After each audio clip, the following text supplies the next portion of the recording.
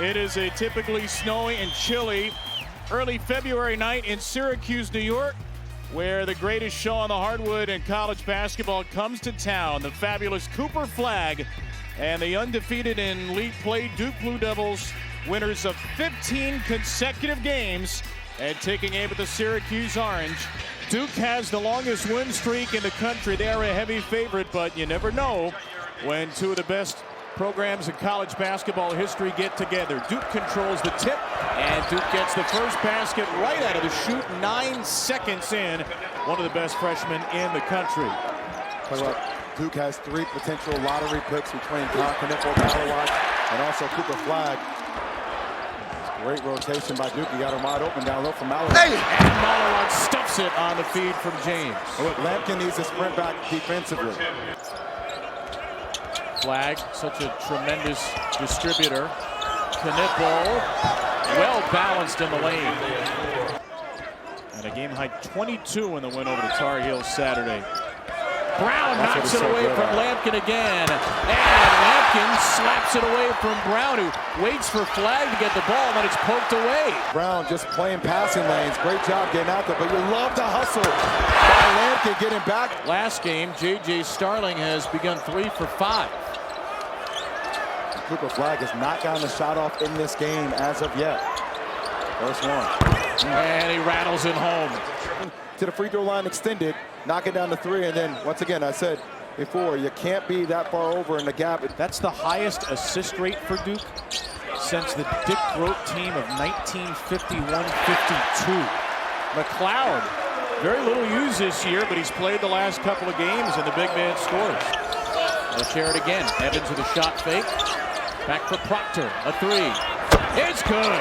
Evans hit the last 3 and sets up Proctor for the next one. Because every Duke player has left their feet for every shot.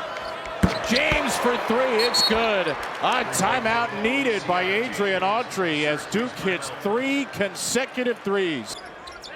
Is it a 2-person race? Yes. It's between Cam Jones, he's in that too, but I think it's between those two respectively. Bell puts it on the deck and rattles home a 3. A needed answer. This doesn't seem to be forcing it, knocking down shots better from the perimeter, really extending that defense offensively. Evans around Starling into McLeod, spiked off the glass. It gave Duke a good fight. Week and a half ago, ultimately fell at home.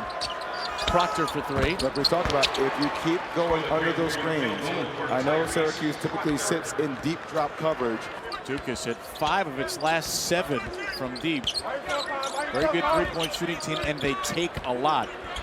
Davis fading and scoring over Knipple. Carlos picks up Flagg again in the half court. James drives it over McLeod and finishes. Carlos. Just off the bench. Gets it up to the rim. And the putback there by Davis, who sealed Knipple and got fouled.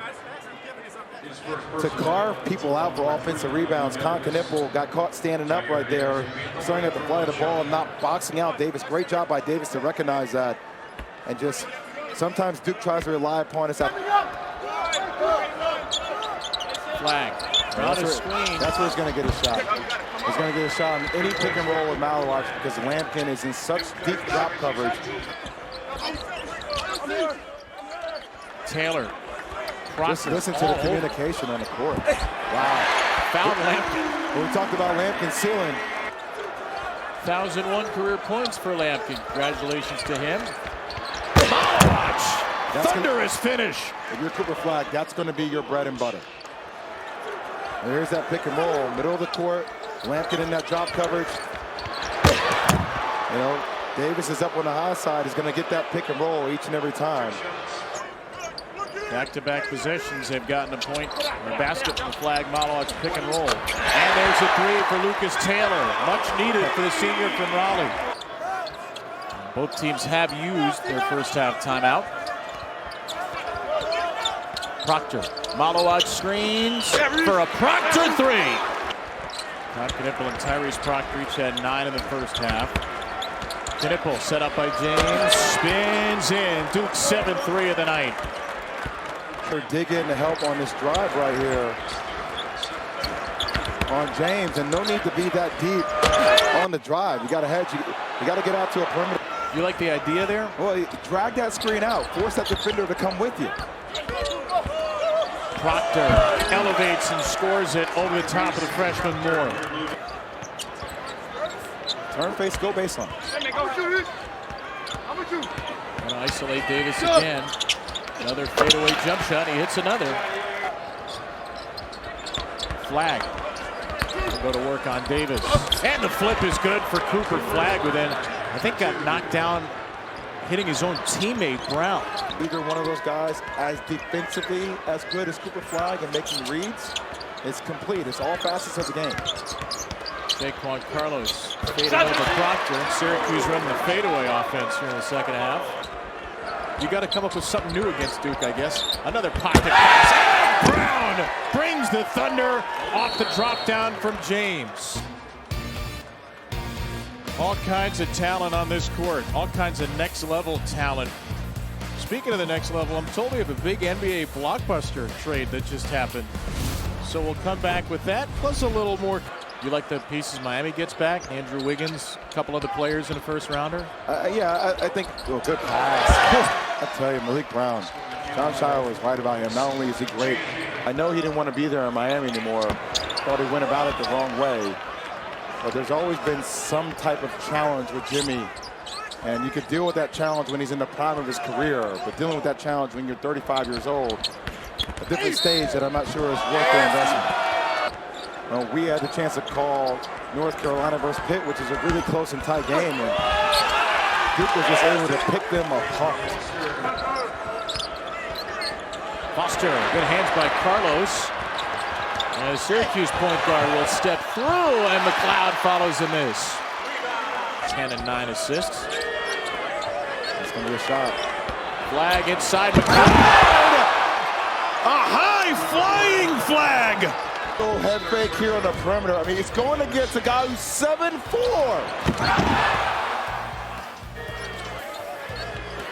I don't have to say anything. Just watch the highlights of the break. You're welcome. I know we talk about Cooper Flagg a lot, and maybe if you don't like Duke, it's Proctor, it's a theory, you're sick of it.